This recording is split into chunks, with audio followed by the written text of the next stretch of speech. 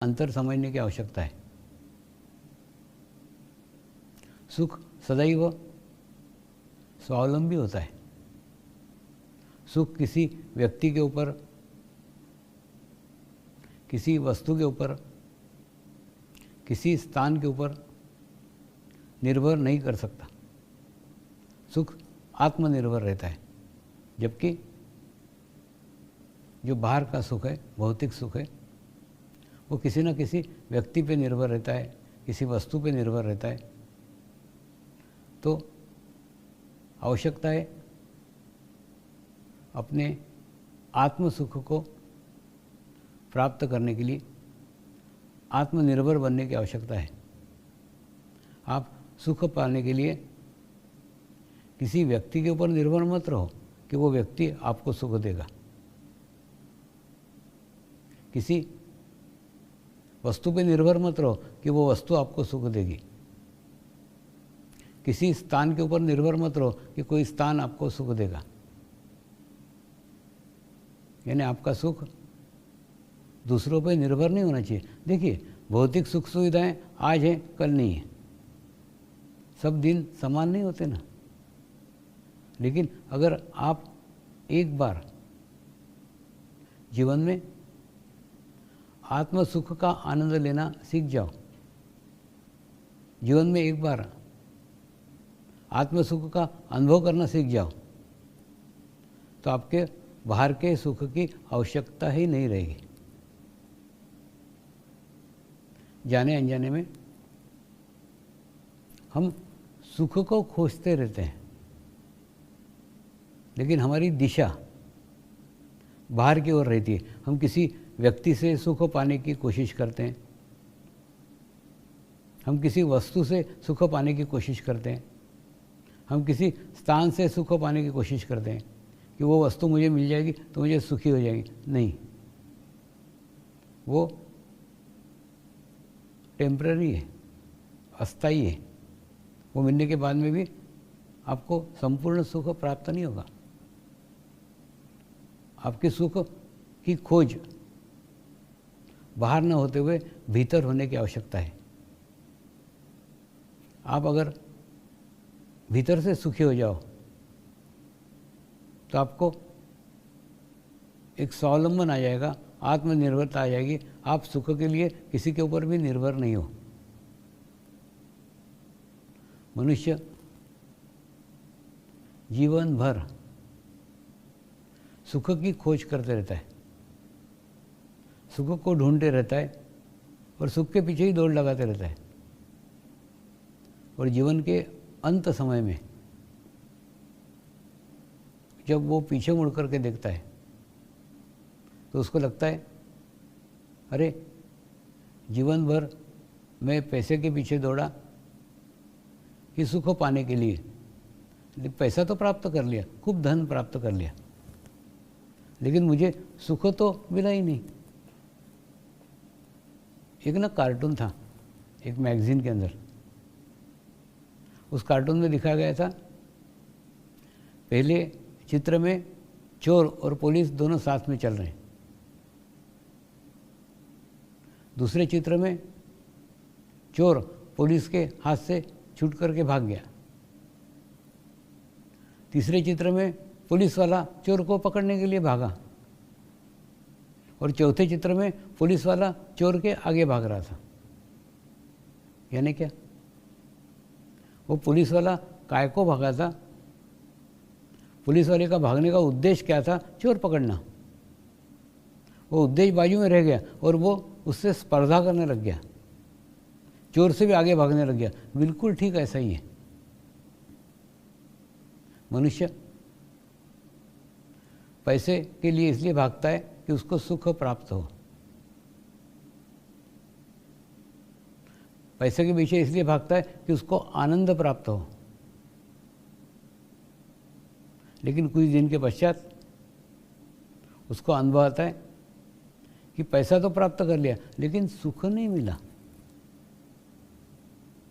पैसा तो प्राप्त कर लिया लेकिन आनंद नहीं मिला, जो आनंद के लिए मैं दौड़ा था।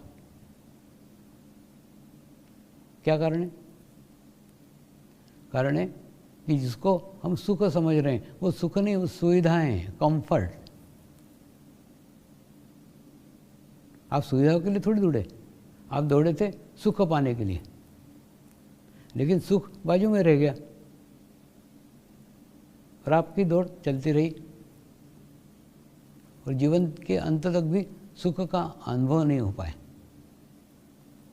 लेकिन यही दौड़, यही यात्रा अगर हम बाहर की जगह भीतर की ओर करें तो एक स्थिति आपके जीवन में ऐसी आएगी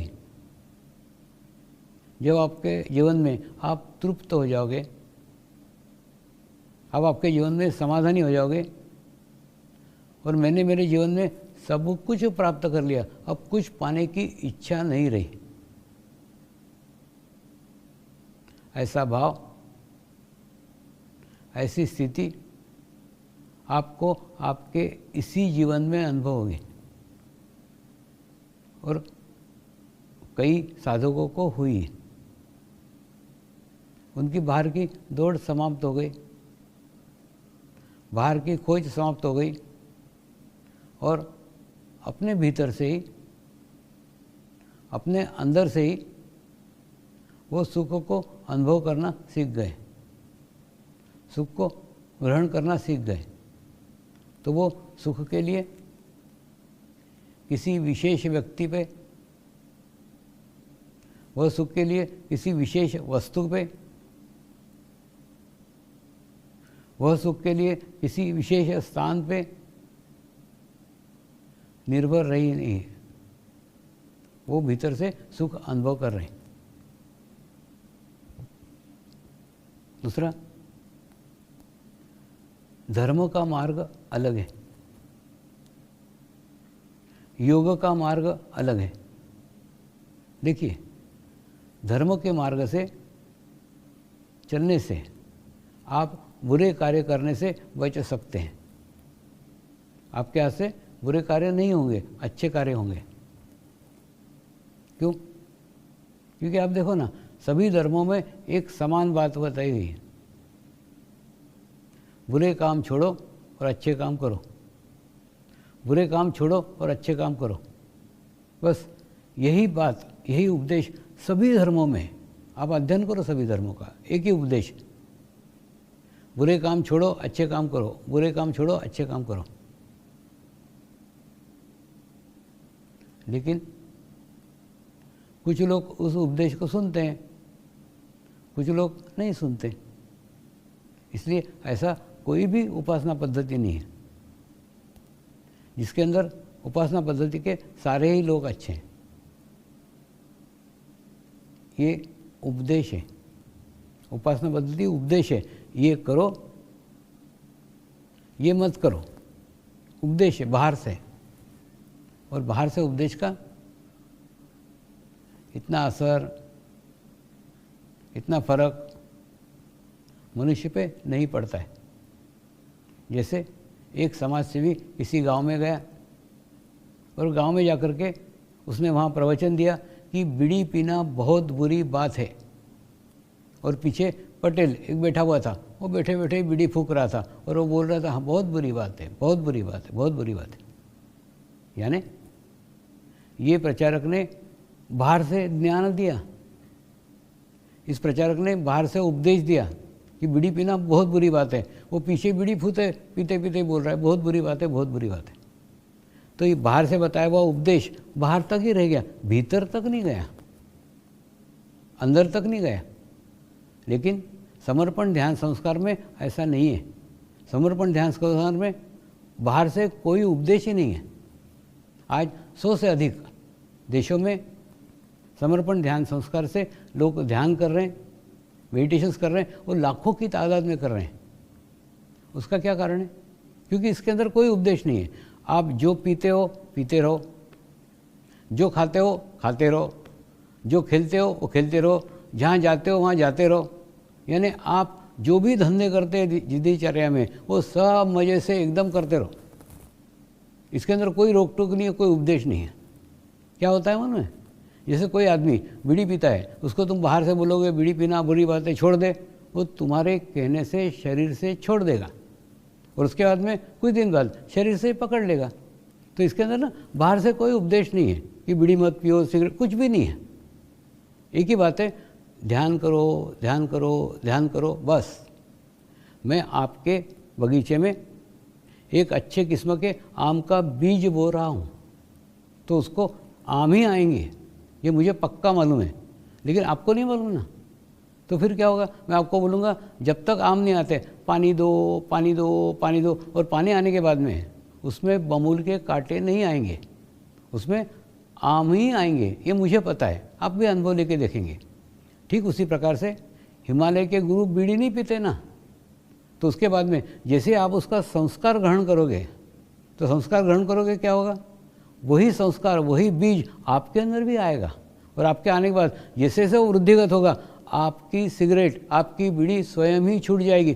छोड़ने को कहा नहीं जाएगा, बाहर से नहीं बताया जाएगा कि आप सिगरेट छोड़ दो, आप बीड़ी छोड़ दो, ऑटोमेटिकली आपके हाथ से छूट जाएगा।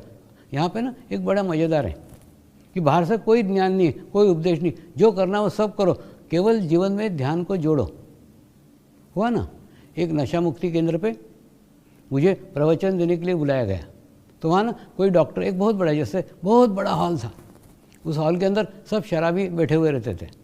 तो एक डॉक्टर आया, उसने बोला देखो तुमने अगर शराब पीना नहीं छोड़ी ना तो तुम्हारा लीवर सड़ जाएगा। सब शराबियों ने गर्दन हिलाई, उनको आदत ही थी वो। एक साधु बाबा जी आए, उन्होंने कहा देखो तुमने शराब पीना नहीं छोड़ी ना तो तुम नरक में जाओगे। सब शराबियों ने गर्दन हिलाई। मैं स्टेज पे गया और जब मेरा प्रवचन चालू हुआ ना, मैंने बोला जो शराबी एक बोतल शराब पीता है वो 2 बोतल पीना सीख जाए। मैं आपकी शराब छुड़ाने के लिए आया ही नहीं हूँ। सब शराबियों ने ताली बजाई और खूब स्वागत किया, हाँ क्या स्वामी जी आए, बोलते खूब दारू पिया करो। और उसके बाद में वो आयोजक दौड़ते दौड़ते आए, बोले स्वामी जी आपको काय को बुलाया था, आप क्या बोल रहे हो। मैंने बोला मेरे को मेरा कार्यक्रम पूर्ण कर दो ना, आप बीच में डिस्टर्ब मत करो। फिर मैंने उनको कहा मैं आपकी शराब छुड़ाने के लिए आपके जीवन में आया ही नहीं हूँ, मैं आपके जीवन में परमात्मा को जोड़ने के लिए आया हूँ।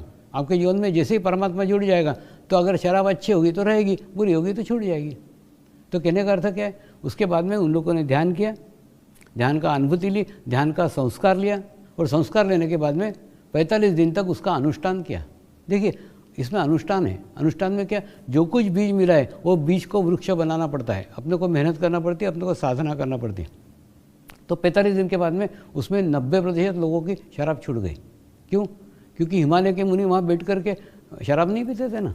तो जब वो शराब नहीं पीते तो उनसे लिया हुआ संस्कार आपके अंदर अगर वृद्धिगत होगा तो आप शराब कैसे पिएंगे। वो सिगरेट नहीं पीते थे तो आप सिगरेट कैसे पिएंगे। वो बीड़ी नहीं पीते थे, आप बीड़ी कैसे नहीं पिएंगे। तो कहने का अर्थ क्या है, जो वो नहीं करते वो आप नहीं कर सकेंगे।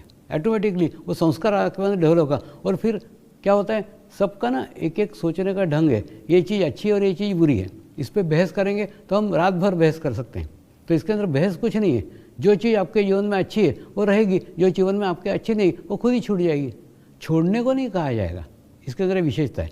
दूसरा, अब हम अगर धर्म के मार्ग में चले ना तो कर्म मुक्त अवस्था नहीं है ना।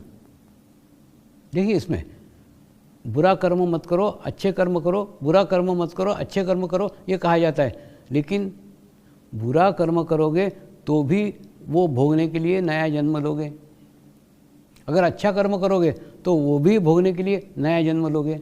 यानी आप पाप करोगे तो भी नया जन्म लोगे, आप पुण्य करोगे तो भी नया जन्म लोगे, यानी नए जन्म लेना ही पड़ेगा। देखिए नया जन्म लेने का कारण होता है केवल कर्म।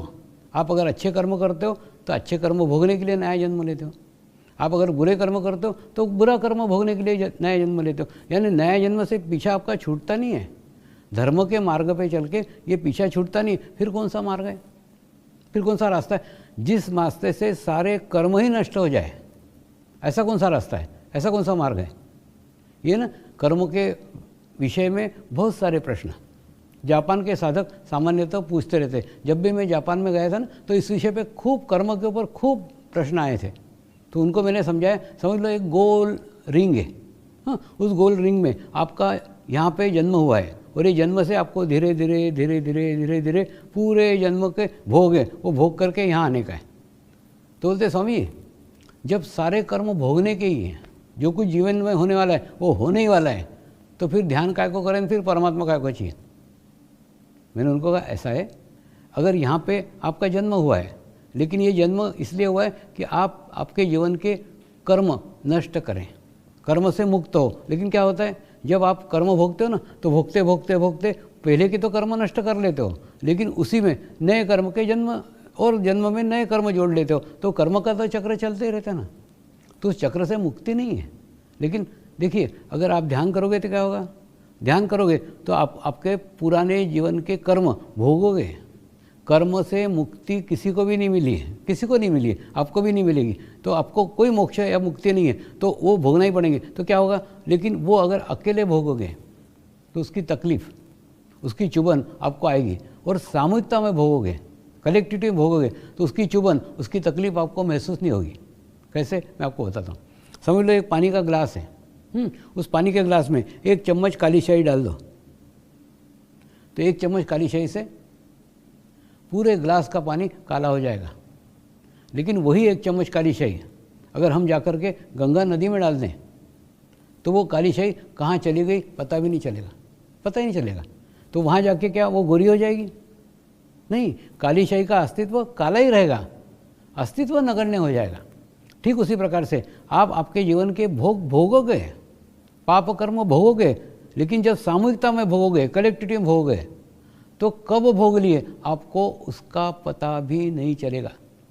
और वो देखिए, ऐसा करते करते करते करते आप यहाँ तक आ गए कि आपने आपके जीवन के सब पाप कर्म भोग लिया, और भोगते भोगते एक ऐसी अवस्था आपको प्राप्त हो गई, एक अच्छी आध्यात्मिक स्थिति प्राप्त हो गई कि उस आध्यात्मिक स्थिति में आपके हाथ से बुरा कर्म हो ही नहीं सकता।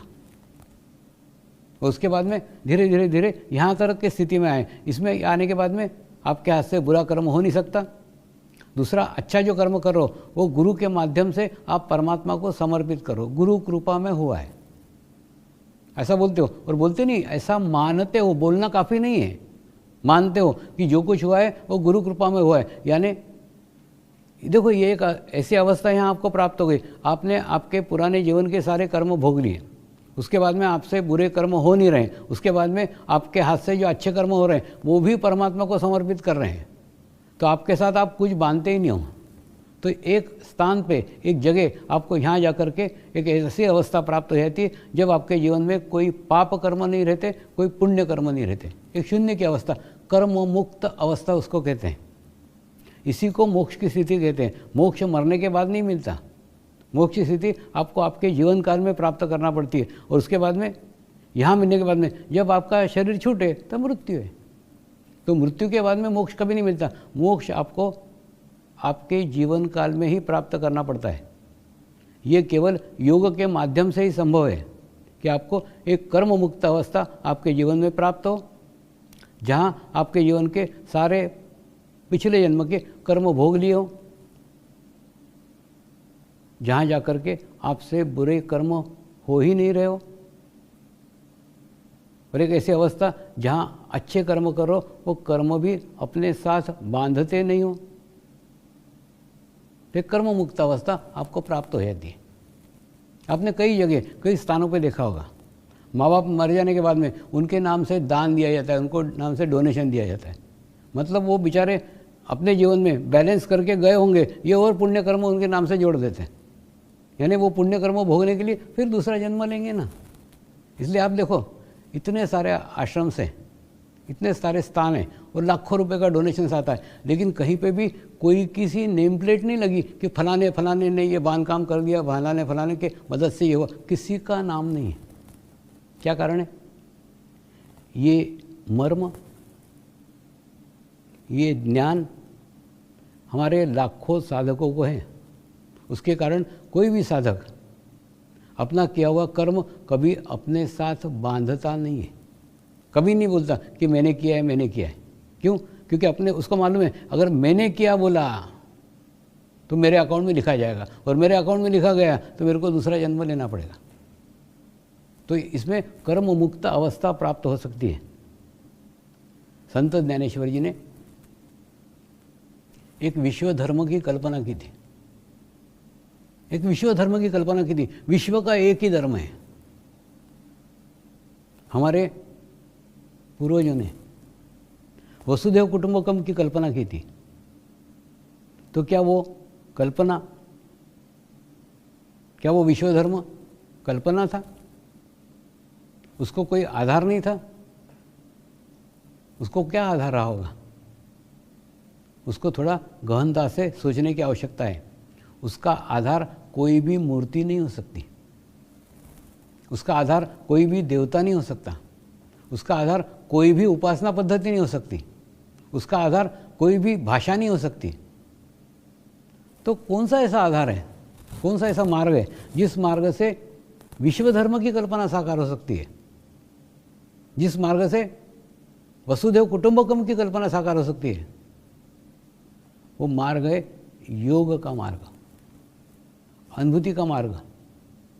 ये अनुभूति का जो मार्ग है, ये एकमात्र मार्ग है जिस मार्ग से वसुधैव कुटुंबकम की कल्पना साकार हो सकती है, विश्व धर्म की कल्पना साकार हो सकती है।